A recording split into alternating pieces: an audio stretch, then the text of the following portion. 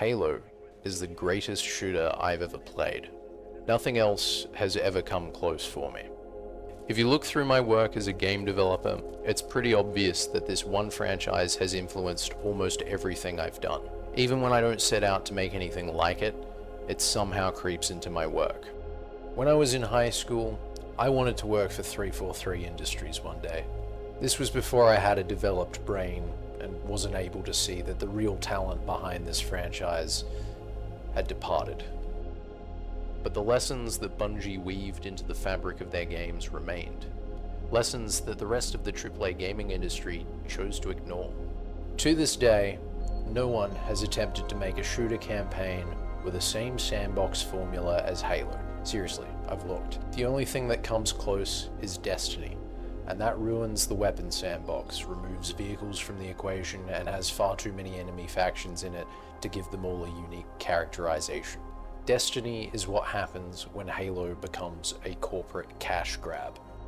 Halo established something special in its game design, something that no other game has attempted to build upon since, not even modern Halo.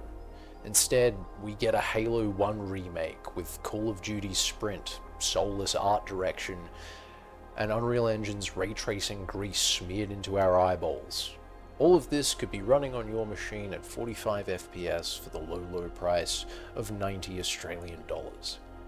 It doesn't have to be this way. There was a time when the only way you could make a game like this was with millions of dollars and dozens, if not hundreds of developers. Not anymore. The design isn't a secret. Plenty of people online, YouTubers and ex-Bungie devs alike, have laid out the formula for anyone who would want to replicate it. The tools are not unattainable. Unreal Engine and Blender are all I need, and they're both free.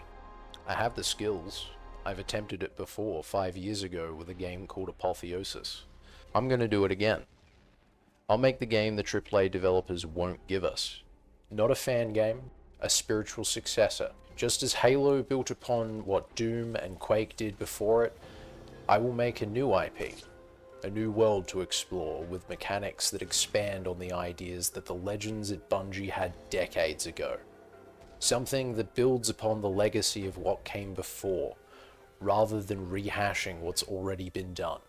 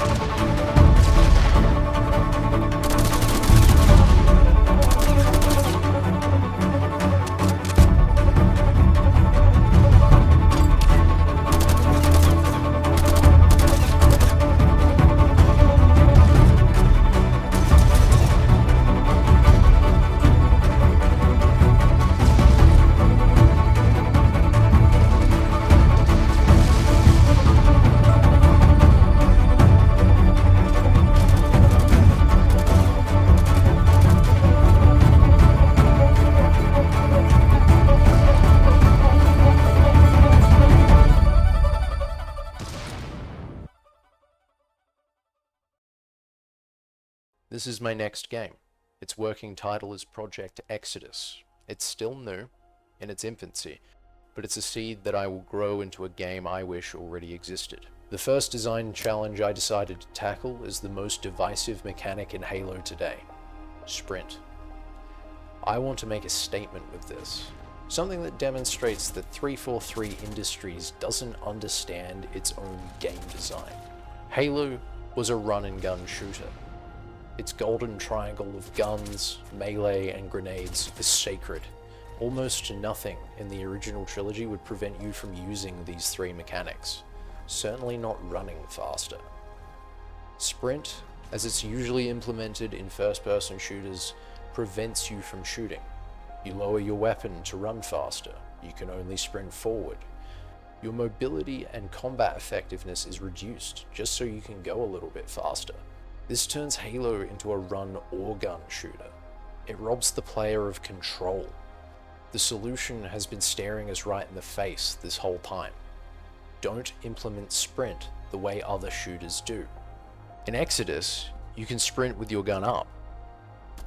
You can fire your weapon while sprinting in any direction, not just forward.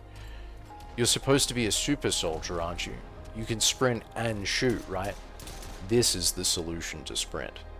Not Halo Infinite's neutered 9% speed increase, and certainly not Campaign Evolved's option to toggle sprint off. You solve it with a commitment to being a run-and-gun shooter. Everything about my game's movement mechanics are in support of this one idea. Always be able to shoot, always be able to hit stuff, and always be able to throw stuff. Even my mantle ability keeps your gun up. You can use jump jets to dash across the ground or up walls, even from a distance. You can couple this with crouch jumping to get even higher, just like we used to in the old games. Sliding carries your momentum and allows you to get under tight spaces. You only slow down if you want to. I could go on and on about the design of this game, but now's not the time for that. This video is just the beginning, a statement of my intentions. For now, the most important part of this game's design is its vision. I want to make a game where every combat encounter is a blank canvas. Every weapon, vehicle, explosive, and theocratic alien bastard that wants to get in your way is your paintbrush. As the dust and smoke settle and the embers fall from the sky, you see every bullet hole, flesh giblet, and piece of debris that tells the unique story of a battle you just fought. I imagine a game where readability and interactivity are placed above raw detail and retraced lighting. A timeless art style that doesn't need to be refreshed every 10 years to stay relevant. One that isn't ashamed of being a video game.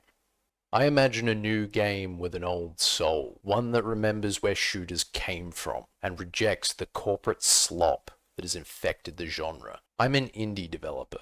I won't make my games in the shadows until it's too late to course correct bad design decisions. I want my audience to be part of this game's development. I'm making this game for you. Your opinion matters. That's why I'm releasing test builds of Project Exodus for free on GameJolt with every development diary I make. It's not finished, there isn't even AI in it, but your feedback will shape this into the game we all want. I encourage you to join my Discord or comment on my videos. Start discussions. Hell, I want you to argue with me. We're not just consumers. We know what we want from our games, and I want to make it happen.